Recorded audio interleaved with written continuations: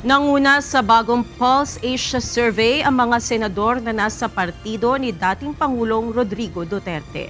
Batay sa inilabas sa survey ng Pulse Asia na isinagawa noong Marso, nanguna si Senator Bongo sa mga napupusuang senador ng mga botante, habang nasa parehas na second at third position si CIS Party List Representative Erwin Tulfo at Senator Ronald Bato de la Rosa.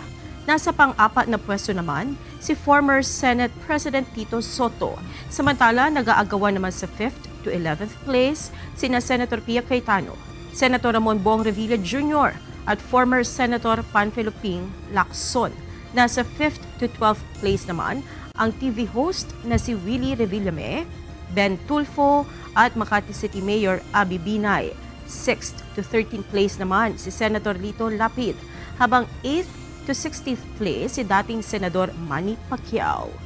At top 11 to 16 naman ang aktor na si Philip Salvador, habang sama-samang nasa 12th to 18th place si Las Piñas City Representative Camille Villar, former Senator Bam Aquino at Sagip Party List Representative Rodante Marcoleta.